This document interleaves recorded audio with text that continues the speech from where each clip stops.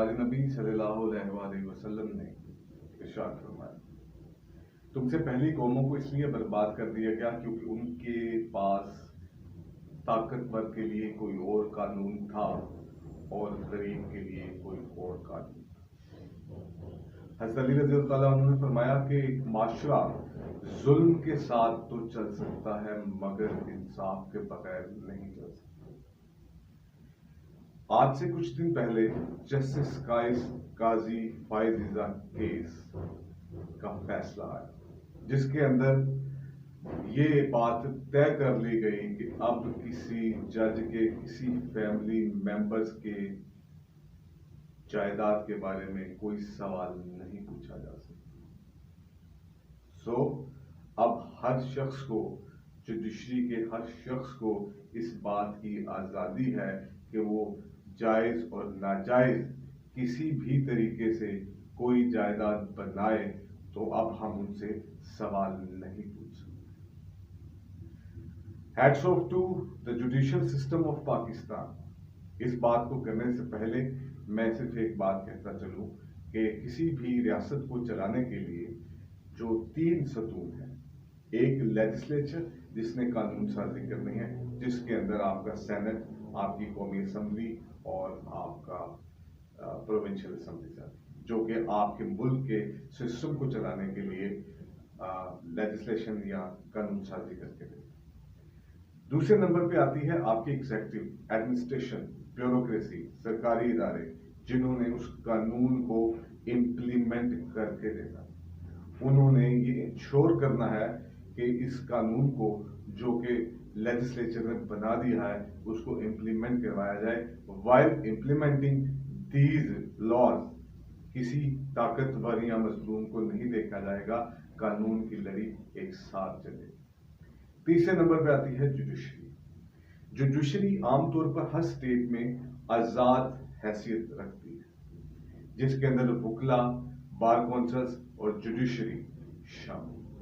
ये मिलकर अपना एक मजबूत निज़ाम तैयार करते हैं और इस निज़ाम के तहत वो लेजिस्लेचर और एग्जीक्यूटिव उनके ऊपर चेक रख सकते हैं। जब रियासत के तीनों इदारे बेसिक स्ट्रेंथ के ऊपर अपना काम करते हैं तो एक स्टेट एक अच्छे तरीके से, मुनज़्ज़म तरीके से रन करती है। जब आम आदमी को एहसास होता है कि उसकी प्रोटेक्शन है, चाहे उसके मुकाबले में कोई खास आदमी क्यों ना खड़ा। सवाल पैदा होता है, सवाल ये है, क्या ऐसा होता है? आइए हम मिलकर इस सवाल के जवाब का तलाश करते हैं। मैं हूं यासिर मलिक एडवोकेट और आप देख रहे हैं एस्केप फ्रॉम केज। इन सवाल के जवाब जानने के लिए वीडियो को एंड तक जरूर देखिए। कुछ दिन पहले WJP वर्ल्ड जस्टिस प्रोजेक्ट एक ऐसा इदारा जो कि दुनिया के मुख्तलिफ जस्टिस सिस्टम के ऊपर चेक रखता है और हर साल अपनी एक रेटिंग को जारी करता है।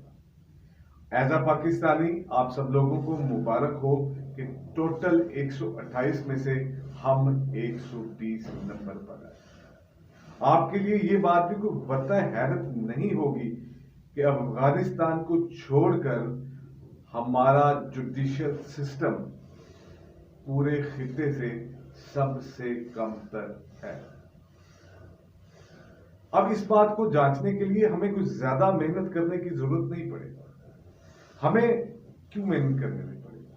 ये जुडिशियल सिस्टम वो जुडिशियल सिस्टम है जो एक कन्विक्ट को इलाज करवाने के लिए बाहर भेज देता है। ये वो जुडिशियल सिस्टम है जहां सानिया साहिबाल में वीडियोस होने के बावजूद भी तमाम मुल्जिमान को बाइज्जत बरी कर दिया जाता है। ये वही मुल्क है जहां पर दिन दहाड़े मॉडल टाउन के अंदर कई लोगों को स्टेट फायर करके मार दिया जाता है, मगर उस केस का फैसला आज तक नहीं हो सका।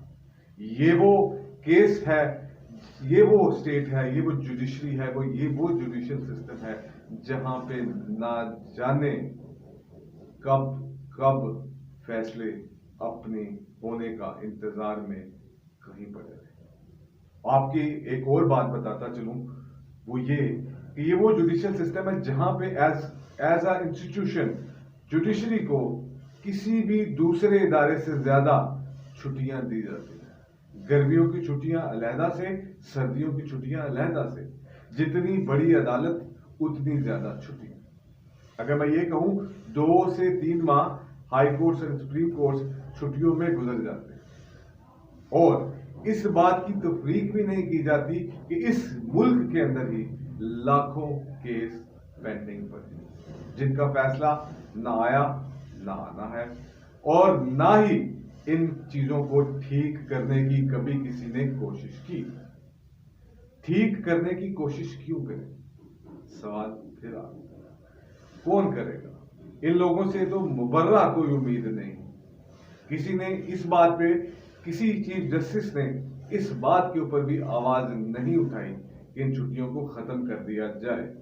जैसे बाकी इदारों में छुट्टियां दी जाती हैं वैसे इधर भी छुट्टियां दी जाए ताकि जो बर्डन है, जो केसेस का डिसीजंस है, उसकी कैपेसिटी को मजीद इंक्रीज किया जाए।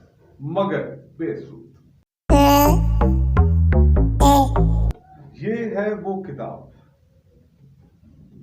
किताब जिसके तहत इस रियासत के तमाम इदारों को गवर्न किया जाता है।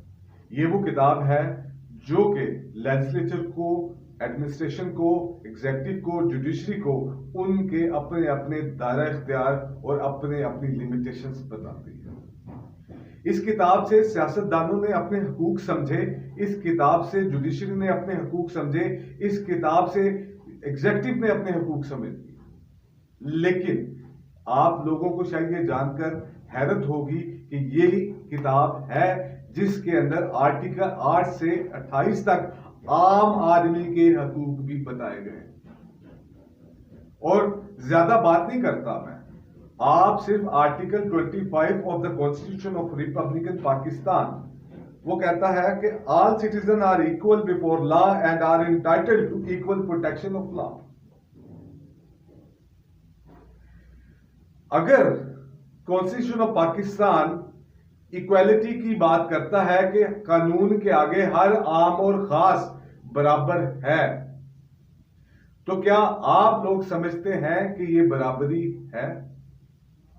अगर आप समझते हैं ये बराबरी है तो मैं दुआ करूंगा कि आपको पाकिस्तान के किसी सरकारी इदारे से कोई काम पड़े।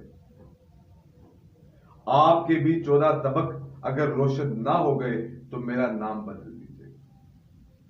अगर आपके पास पैसा, पावर, अप्रोच नहीं है तो इस मुल्क में आपकी सुनवाई नहीं है।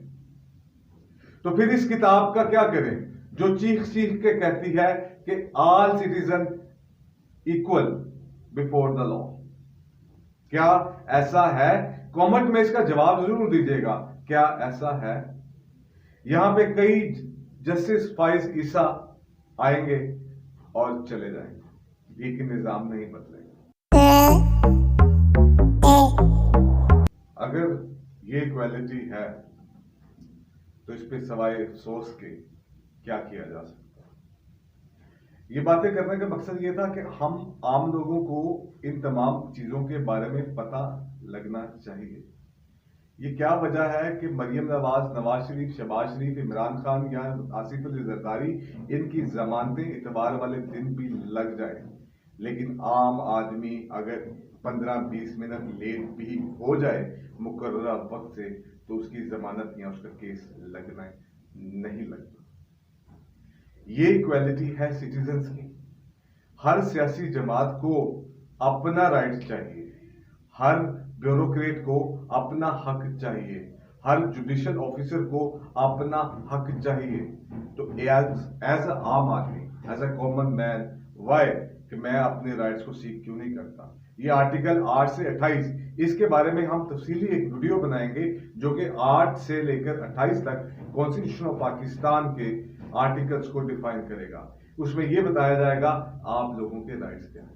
लेकिन हम ये बात करते हैं कि इन राइट्स को आप भी अजबर कर लीजिए। इन राइट्स को आप आज से मांगना शुरू कर दे। अगर कोई नहीं देता तो उनसे छीन लीजिए। ये तब्दीली आपसे आएगी, ये तब्दीली किसी और ने नहीं लेके देनी।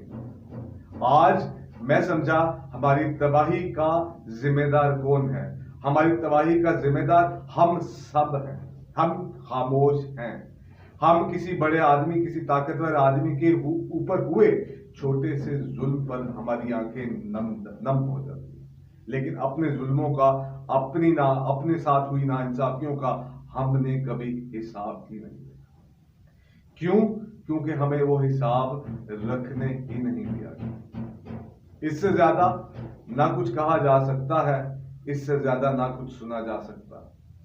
अपने हकूक को जानिए, अपनी तमाम चीजों को जानिए। ये नहीं तो ये दूर नहीं कि हम आज 120 नंबर पे हैं। आप इंशाल्लाह अगर इसी सिलसिले से और इसी रफ्तार से हम चलते रहे तो हम 128वें नंबर पे जरूर आ जाएंगे। हम भी टॉप पोजीशन पे होंगे, ऊपर से नहीं, नीचे से, सबसे ज्यादा पैथेटिक सिस्टम के साथ। आपका शुक्रिया, आपने मेरे कमेंट्स को सुना, मेरी कुछ सोच थी, सोचा आप लोगों के साथ शेयर करता चलूं। लेकिन अपने हुकूक को जानिए और आवाज उठाइए, अब जाग जाइए। इंशाल्लाह फिर मिलेंगे नई वीडियो के साथ। अल्लाह।